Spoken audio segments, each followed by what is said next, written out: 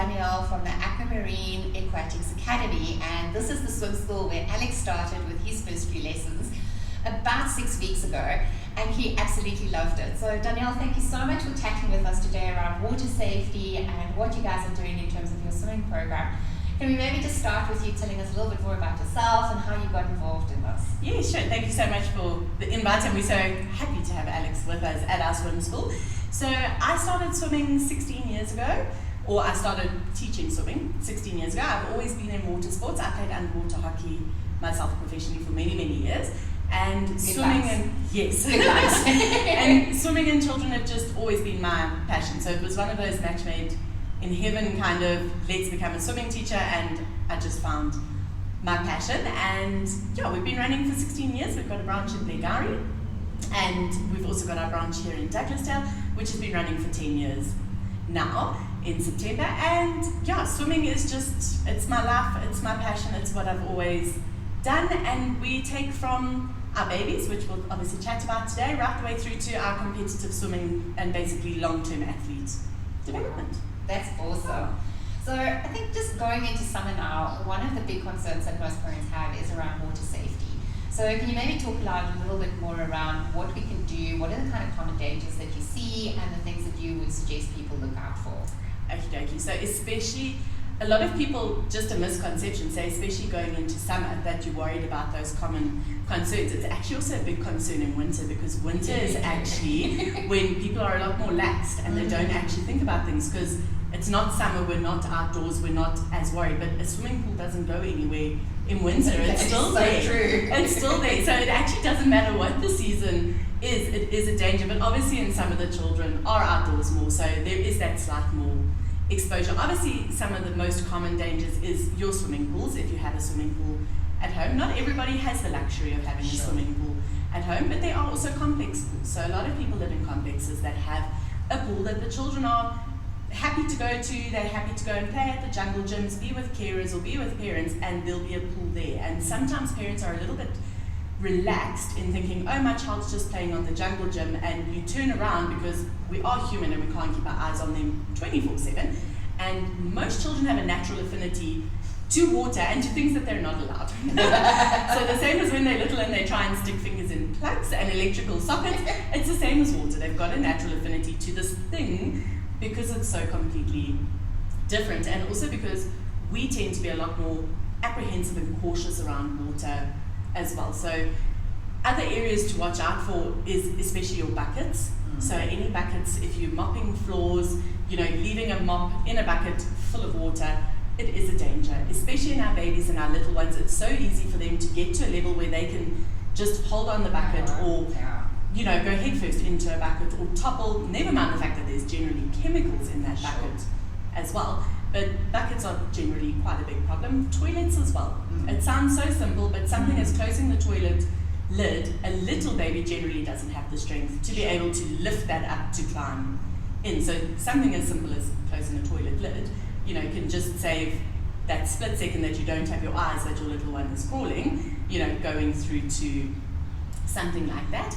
And anywhere else that you can think of, like going to a river, going to a park, anything like that, any form or body of water has potential to be a problem. Something as simple as a puddle, if it's deep enough and that little one is lying on their tummy and rolls over, for example, or is lying on their back and rolls over, if they're not strong enough to lift their head up, you've got a potential hazard.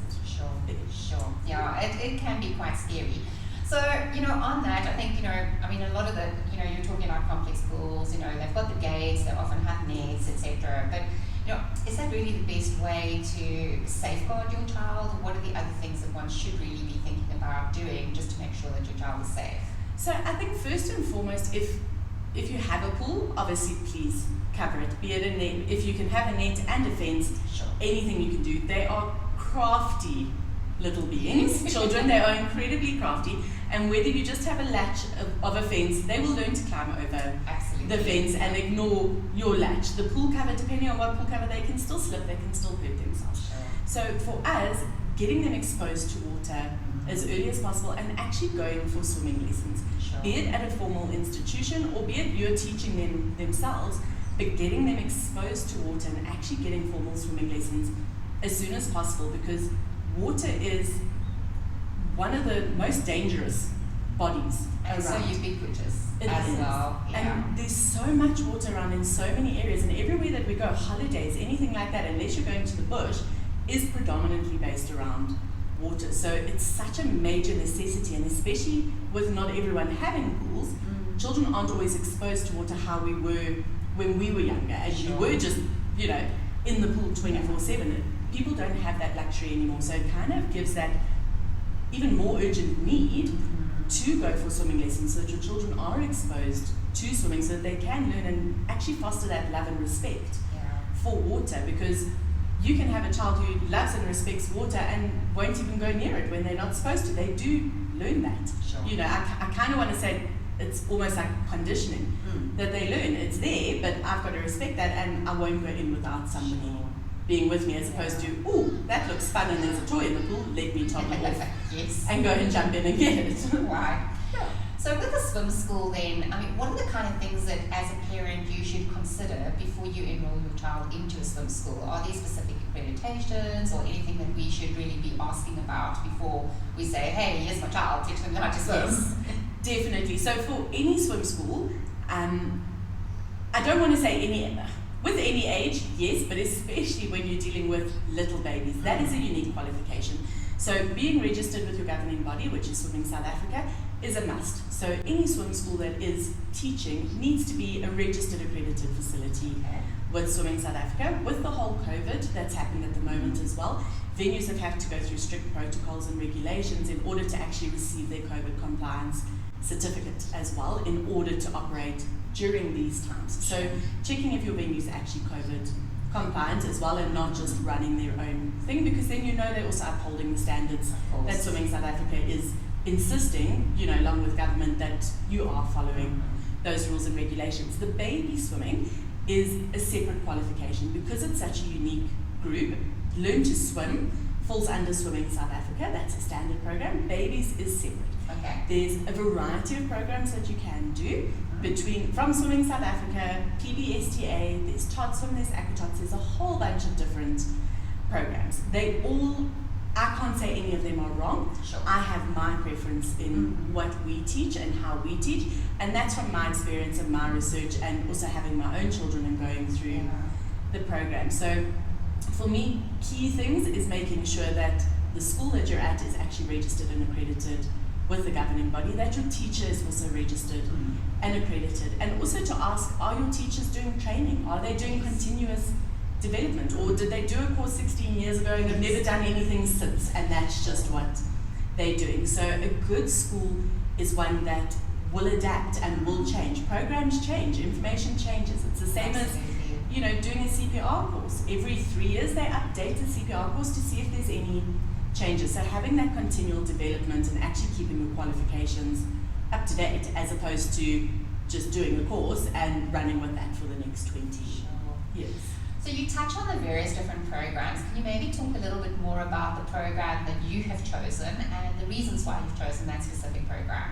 Okay, perfect. So the program that we run is called, it's the PBSTA, the Professional Baby Swimming Teachers Association, and it's Enid Swimming Babes. Okay, so that's for so much short, easier to remember than for the short, PBSTA. so for short, ESB. Okay. And basically, this program was founded by a phenomenal lady called Enid Whelan, and it's a series of 12 exercises which focuses on the child's development. Okay. So it is a program that is based around inclusion, around fun, around games, around the children feeling safe, as well as having that respect and love for water. So within the 12 exercises, the children will learn your basics of safety, of how to climb in and out of the water safely, which we find that a lot of the time with our babies, they're learning how to do that in the pool, and then they follow it into the home. And that's they start. So funny, because I've just actually made a video of how to climb downstairs. Yeah. And I actually used exactly the method that we use at swimming school to say to Alex, no, remember we do roly-poly. And he, whilst it was a different environment, he was a bit, oh, what's happening here? I'm not in water. He still managed to actually understand, I need to turn my back. So, I mean, that really just was so nice to extrapolate on that and bring it into the house with stairs as well. And that's what's lovely about the program, and especially in the baby group, is everything that we do can be related to being at home. And a very common question of parents is, how long will it take my child to learn how to swim? And it's one of the hardest questions I'm sure. to answer. And we kind of say, well, how long did it take your child to walk? You know, because if they're not walking yet, you know, there's every single milestone has that different role in their life. If they're not talking, if they're not walking yet, you can't expect a 6-month-old to go swimming by themselves if they're not, you know, even crawling yet, for example. So the program works on the safety of climbing in and out, of blowing bubbles, of learning how to float on your back, on the rolling over, you know, from tummy to back, which also assists with the rolling with the children as well.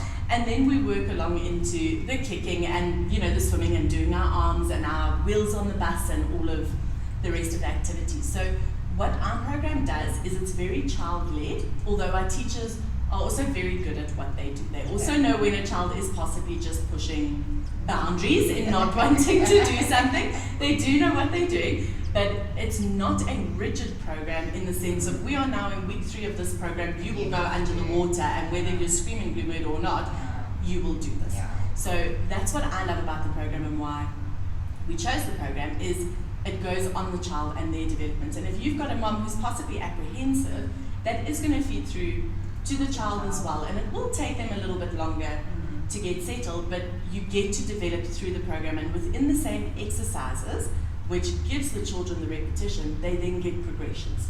So where you'll be assisting them and supporting their head and their neck when they are 6-month-old, when they are older and 10 months old, they're going to be climbing out by themselves. So it gives that repetition which our littlies need, and it's the nursery rhymes and the fun, but they get to progress within that program as well. So I just find it's the most kindest and most gentle program of the programs. I just found that a lot more programs are very rigid in, you can only start at the beginning of the term because on this week we do this, we do that, and it doesn't give that flexibility to actually work with the child and where they are within their development. What I really like as well, when Alex joined, there are other children in the class who has maybe got a bit more experience than he has, and he's watching them, and that modelling is something that he then, okay, I want to try this as well. And whilst they're a little bit older, often I also see that, we'll do an exercise and he's maybe a little bit apprehensive the first time we do it, but because it's so game oriented and there's the songs and everything is kind of, playful, etc. The next time we do it, he's way more comfortable with it, and he just gets into that. So I think that was also one of the reasons why I chose this as well, is because of the fact that it is child-led, and now that Alex has actually gone underwater for the first time, it wasn't an issue for him, so that was great. Yeah, just on that, what we love with our programs that we run is that group environment. So there are different methodologies, and some parents do prefer one-on-one classes as opposed to group, but for exactly the reasons that you've just said. We find that children learn from each other. That's their natural state. They need to have others, they need to have that stimulation and involvement. So having others in a class, be it that you are slightly younger or slightly older, you've got that opportunity to learn from others or shine and show others what you're doing. So that group environment for us, it makes such a big difference, because if there is any form of apprehension or uncertainty, or a child who doesn't like the water, if you don't like the water and you're by yourself in this body of water, to get you settled and comfortable is going to take a while. If you've got other classmates with you that are happy and they're carefree and they're happy to jump in and splash and go, wow, this is fun, it does then give you that security and safety to go, okay, well, they're happy, so it can't be that bad, and then they try and explore a little bit more. And it's so funny actually, because Alex loves splashing in the water, and it's always just like all this water droplets flying everywhere, and I think it's the other children are a little bit more forgiving, and I think the parents as well, because it's coming from a baby and it's not somebody else kind of splashing in your child's face or something, and yet it's actually helping the others also get used to that water, which is great. So, I mean, I'm just really lucky because Alex is obviously a major water baby. He just has been drawn to water since he was really tiny. But what are the kind of things that parents can do with their children at home prior to starting with swimming lessons that make them be a little bit more comfortable around water? Okay, so first things first is try and get your children exposed to water as early as possible. Obviously, if your child is already 3, that's also not a problem. they just try and get them exposed as soon as possible. For us, what I recommend is they're in water for 9 months. That is their natural state. So as soon as they come out, that is their cushy, comfy state. All children do actually like water. It's just as they develop and they grow and their reflexes kick in, that the development then starts to change. So the earlier you can have them in water and be comfortable, the better. So for example, in the bath. So instead of having Bubba, obviously when they are a couple of days old and a week old, you are going to do all of your necessary things with, you know, your cotton wool or whatever that you do.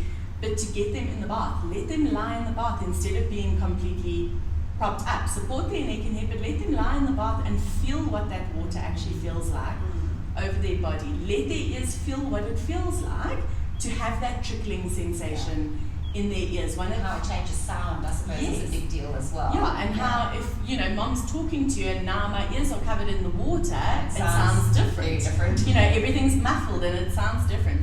And two of the biggest things that we find that children don't enjoy as they get older, if they are not one of those to have that natural affinity to water, is they don't like water over their face and they don't like lying down on their back in the water. And that's two of the main things that you can actually do at home. So let them have water over their face. Don't shield them and have, you know, a shield or stop them when, you know, you're washing their hair.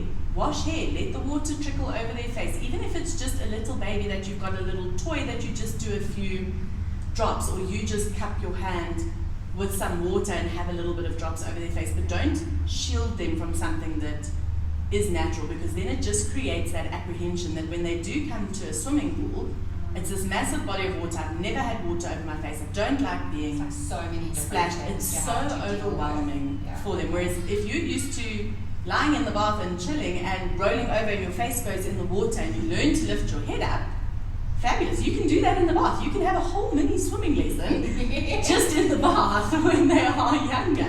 So just to expose them as early as possible. And if you do have an older child, so if you think, for example, a 6-month-old versus an 18-month-old, an 18-month-old's got a lot more personality and will and spirit in not wanting to do stuff. So if you've already gotten to that point where they're not really wanting to be compliant, if I could put it that way, with regards to water, make it fun. So games, fun, print a picture and laminate it, stick it on the bath floor. Can you go and find Elsa or Mickey Mouse or whoever?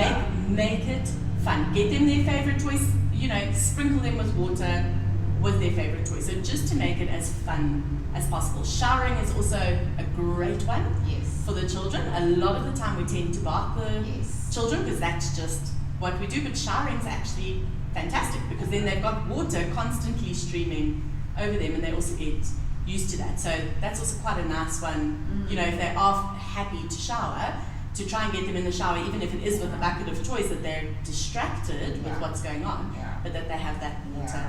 And I also found, I think, holding Alex in the shower and have the shower kind of run over me, you know, and he's watching and he's kind of like looking like, oh, okay, she's not freaking out, you know, which helps quite a lot. It definitely does. So is there an ideal age? I know you say it as young as possible, but what would you suggest? I mean, if you with your own kids, for instance, what was like the best age that you thought, okay, it's now time for swimming lessons? So for us, what we would, my boys, I've obviously got pools on my back doorstep, so they were blessed. Qualifications, so it makes it so much easier. I had the unique circumstances. My boys were in the water from 3 weeks old. They were in the water with me. But I would say the main program starts from 6-month-old. Okay. So I would say by 6-month-old, if you can get them in the water, that would be fantastic. We do also accommodate for 3 to 6-month-old, but they're obviously still little then. So if they are niggling or fussing or anything like that, it's for a specific reason. They're tired or uncomfortable or hungry or something like that. So it's more a relaxed exposure and introduction to water as opposed to formal lessons. But formal lessons, we start from 6 months old upwards, and I would really recommend that by sort of 12-month-old at a push to the 16-month-old mark, you really want to start getting them started by then, because from that 14, 16-month-old, you do have a very strong-willed child and personality that if they love it, it's great, but if they don't, you're going to have a little bit more of a fight to try and convince having them. to think about all sorts of games to make it Yes. fun. And Yes. So yeah, I would say from 6 months old if you can, because they also don't know any different. So they go in that environment and that is their, that can be their happy space, and that's just what they learn and grow with. As opposed to I'm now 18-month-old and I've never showered and I've never had water over my face and I don't have to lie back in the bath. That's a very big, overwhelming experience for someone at that age. No quite. So Danielle, thank you so much for all this information. Lastly, I would love to actually for you to maybe tell us a little bit more about your 10-year anniversary and what you are doing with Rainbow and Smiles and some really cool things that you are doing. Can you maybe just tell us all about that? Thank you so much. So we support a charity called Rainbows and Smiles. The founder is Bonita Suckling. She lost her little boy Jed when he was 6 years old to a brain tumor, and his sort of parting words with Mom was, "Let's make today the funnest day ever." And I get goosebumps every time I say that. So Jed's words were, "Let's make today the funnest day ever." So I met Bonnie 3 years ago via Aquarobics that we run. And she is the most phenomenal woman who has basically now turned her life's passion into supporting children with cancer. So they deal specifically with children, and I found that to be a really nice match because we wanted to try and support a charity but give back to someone, and we thought, supporting children with cancer, it's within our domain, it's with children, it's what we do, and they're just such a phenomenal organization. So we do a couple of events throughout the year. We do Midbar Mile with them, where we raise funds for them, and basically their main fundraising is through all the sporting events. So they've taken quite a knock with COVID now, obviously because the sporting events have stopped. So what we've done now is for our 10th anniversary, we're busy running a birthday competition, which is buy an entry into our birthday competition, of which you can win 1,000 rands worth of free swimming lessons. Wow. And then proceeds will go through to Rainbows and Smiles. Oh, that's so brilliant. We usually do an annual gala every year, which we unfortunately had to cancel this year because of COVID regulations, and there just would have been too many people in one place. And our proceeds of that gala usually go through to Rainbows and Smiles, but we're running a birthday competition for our 10-year anniversary, so the proceeds can go to them so that we can still support them this year, but that we do have the added benefit of there is 1,000 rands worth of free swimming lessons. That is brilliant. And we'll be sure to maybe link this into the description of this video, so if people are wanting to actually support this, then they can. Oh, that would be lovely. Thank you. Danielle, thank you so much for chatting with us today, and we'd love for everybody to get in contact, so we will leave Danielle's contact details at the bottom of the description of the video as well. So please do get in touch if you've got any questions, and do also support the Rainbows and Smiles, and happy water safety to you and your kiddos. Thank you. Thank you, Danielle. Thanks so much.